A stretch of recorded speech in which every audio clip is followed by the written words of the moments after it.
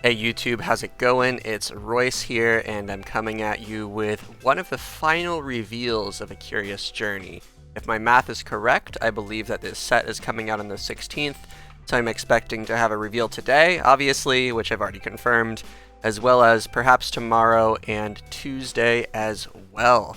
So yesterday, if you were here, we talked about Udyr and his support cards, the stance swaps, and after I made that video, I went and looked around Reddit, looked around Twitter, and got other people's senses of the power level of Udyr, and they were saying they actually feel like he's rather weak.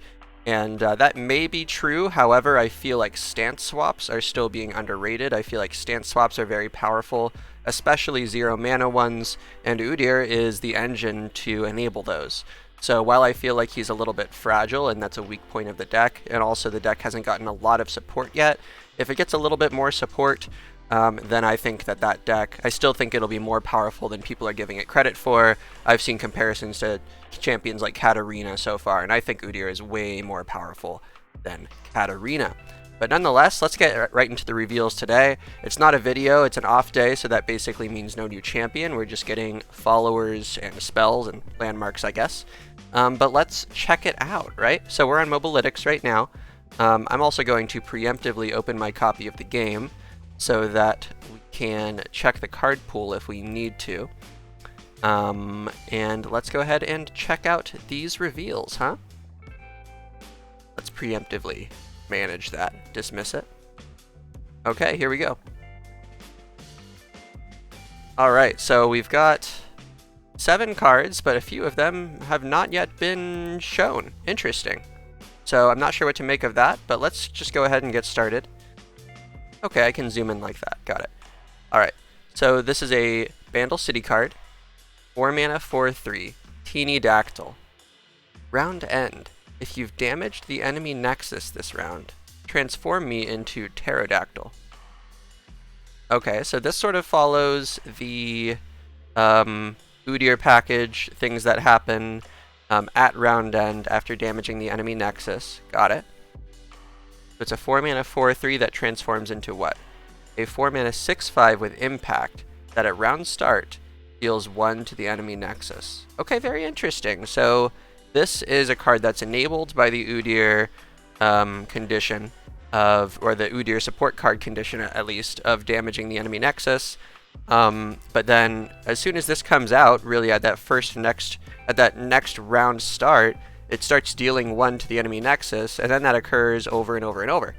And then because it has impact, if this comes out on your own attack token, you're dealing 1 with its effect, and then you're dealing another 1 from impact, most likely, unless it can get destroyed or like shadow blocked somehow with recall, something like that. There are a few different ways to prevent impact, but this is helping you with that Udyr level up condition. This is helping you with plunder cards if you're playing plunder cards somehow. Although, I'm not sure if you can really go with plunder with Bandle City plus Freljord. I think then you can't really make your way into Bilgewater. Let's see though. So if this card works out,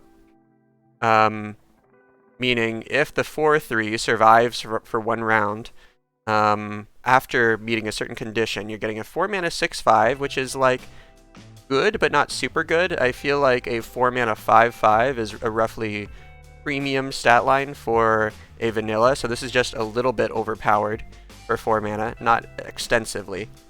And you get impact, and you're dealing 1 to the enemy Nexus. Okay. Well, I don't think this chip damage is really kind of getting you there. You know, I don't think this is really getting you there in a really aggressive deck. I think this is specifically for that Udyr level condition, or perhaps, I guess, the Sejuani level condition. Let me think about that again. How does a 4 mana 6/5 impact round start deal 1 to the enemy Nexus? I mean, this might belong in a Bandle Burn strategy. This is kind of reminiscent of Lecturing Yordle, right? Lecturing Yordle would do 1 on summon and then 1 on every one of your attack tokens. This is doing 1 on every single round and then an additional 1 on each attack token. So this is, on average, pushing more than Lecturing Yordle. However, it's not shuffling in Puff Cap, so maybe it's about the same. It is a 4-mana card, but it has a very specific condition. You have to have damaged the enemy Nexus. So, and I know it has better stats, it has a higher power, but usually it's just going to get chump blocked anyway. I would say this is a little bit below the power level of the pre-nerf Lecturing Yordle,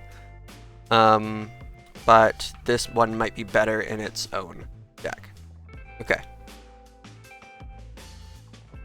Here we have number 5 and 6. I think y'all can see that. We've got number 5, a 2-mana 1/2 Bandle City card called Bitsy Lizard.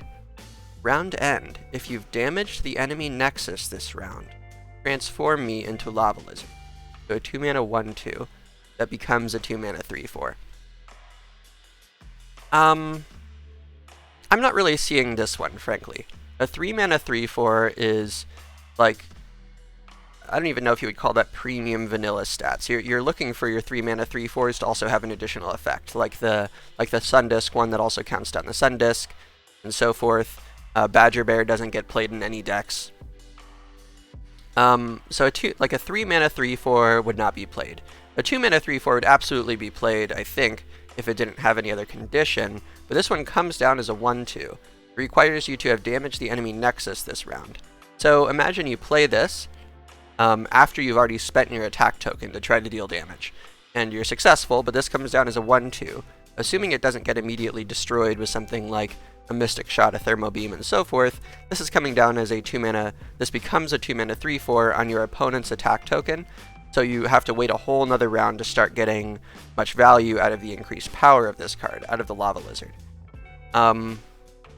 Yeah, I don't think that Bitsy Lizard is really very good at all. I think even in the deck that it belongs in, it's underwhelming.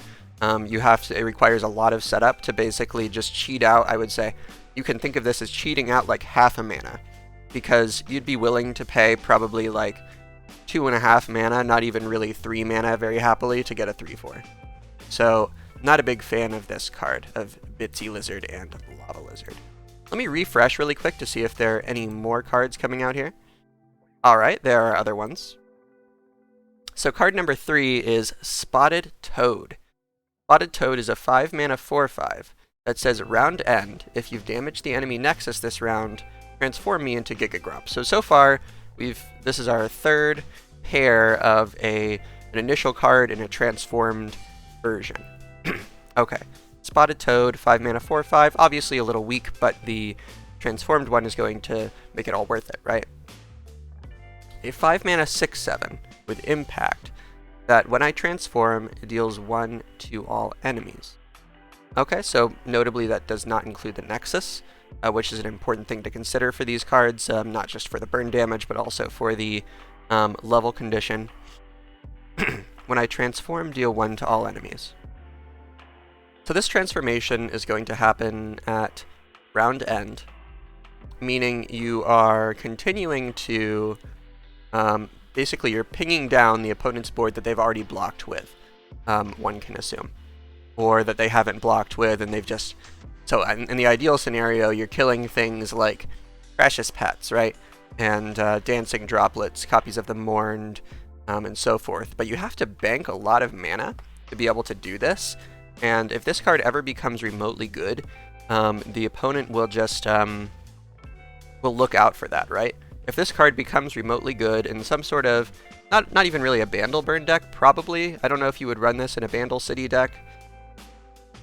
Perhaps. I mean, 5-mana 6/7. I mean, that is like 1 mana undercosted, plus it has impact, plus it has the plus it has the AoE.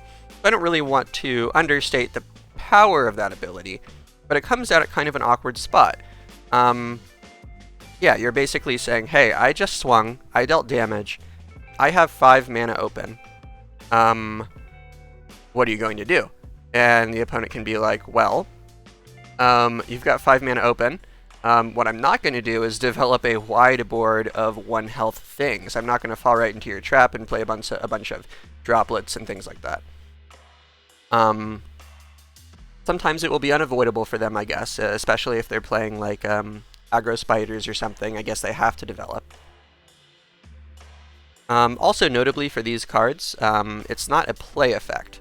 Anytime these cards are out, like you can have them out, you can play them preemptively, you can trigger them on a future round, but I don't think that's really what you want to be doing. That doesn't provide a lot of additional utility to these cards. That basically just says, alright, well, you are allowed to play them as an understated unit with the hopes that they will level later, but that's they're very low tempo on the round. Giga Gromp has the ability, though, of getting some AoE in Vandal City. I think that's something that generally the class, or excuse me, the region is lacking. It's pretty good with single target removal when you consider things like Group Shot, Pokestick, and Minimorph, but with wide removal, that's not really a niche that they've had filled yet. So Giga Gromp, absolutely better than Lava Lizard. I have no idea why they didn't grant Lava Lizard impact. I think that's the least they could have done. Lava Lizard probably still wouldn't be played if it had impact, but it would be something, you know, at least help it carry on this condition of damaging the enemy nexus on as many rounds as you possibly can, or as many times as you possibly can. Giga Gromp is okay. Definitely worse, I think, than Terrordactyl. That's just my opinion, but it's an interesting niche of AoE in a region that doesn't usually have it. And finally, we have Chief Nakotak. It's a 3-mana 3/3 Vandal City card, also a Yordle, that says when an ally transforms, fully heal it, and grant it +1/+1. Okay, so this is the supposed engine for transform cards. I still think that a card like this, it does not give you enough reason to play something like Lava Lizard. But that sort of gives you more of a reason to be playing these untransformed versions early. I just wish the untransformed versions also had impact, so they could sort of trigger their own transform conditions. Imagine Teenydactyl with impact, or Spotted Toad with impact. That would be much better. That way they could, flip themselves. And I don't think that would be too overpowered, especially because if you use impact to transform them, like if you use their own impact to help them transform into their transform versions, Terrordactyl or Giga Gromp, for example, then that means you get these transform versions on the opponent's attack token, which is generally speaking a worse time to have them because you can't continue to make use of this impact as quickly. And you can't make use of their higher power as quickly and force chump blocks as quickly. So this is basically trying to say, it's alright, play your untransformed versions of these cards earlier, and it does make that feel a little bit better. It's okay if your Spotted Toad especially gets damaged, because it's going to heal back up when it transforms, and this still has 5 health for 5 mana, not so bad. I don't think that's helping you too much with Teenydactyl. It's too scary most of the time to actually swing with your untransformed Teenydactyl with its only 3 health when it can get blocked, especially if you're dealing with something that can, a region that can block it, and then Pokestick, or Ravenous Flock, or Mystic Shot, or something like that. This is just too fragile. I guess that makes Spotted Toad a little bit better, but the thing is, like, getting these things damaged before transforming is not usually what you have in mind, even with this card. I don't think that the additional payoff of having them fully healed and going up by +1/+1 is enough of a boon, especially because, so it's not worth playing Lava Lizard, just forget about this card. This is a bad card. But especially if you're dealing with a Giga Gromp or a Terrordactyl, I mean, these things are pretty large already. Especially for the Giga Gromp, the opponent would probably already need to be chump blocking it, or they would already need to be casting hard removal on it. So, you know, getting this fully healed and giving this some extra stats is not super important because it's pretty big in its own right. So I think that this card is kind of bait. I wouldn't play this. As you can tell from my statements already, I would clearly not play Bitsy Lizard and Lava Lizard. Now, this is all also contingent on them not getting any more support. This is assuming that the transform support is what I've said right now, that the big payoff is Chief Nakotak, as well as the stuff from Freljord. I don't know if Freljord's going to get a transform payoff card as well. I would expect 1 or 2 more things for the archetype, but right now it's looking very underwhelming. You might play Teenydactyl and especially Spotted Toad. I feel like Terrordactyl is the better card overall. This is the card that I would actually run For the Udyr deck, I think it's 3 health for 4 mana is not super fragile. It is somewhat, but there are only a few regions that you have to worry about that can consistently deal 3. Those would be like Bandle City with Buster Shot, Shadow Isles with like Black Spear, P and Z with Get Excited and Thermo Beam. Outside of those, there aren't a lot of really easy ways to deal 3 without much investment. And this is still just like a 4 mana card, so if they're using something like a Grasp of the Undying on it or a Box on it or something like that, then that's sort of like even. You're dealing with parity there. So Terrordactyl I think has the highest synergy with that deck, and Giga Gromp might also be good just because of it has a pretty decent stat line, and the untransformed one is not super fragile, so it's sort of hard to disrupt. And this has a unique payoff for Bandle City, again in a region that doesn't usually have AoE. But overall, I would say a fairly underwhelming batch of cards. A few of these are maybes in my mind, and a few of these, especially Bitsy Lizard and Lava Lizard, and probably Chief Nakotak, are definitely not, unless this archetype gets some more support. So that's it right there.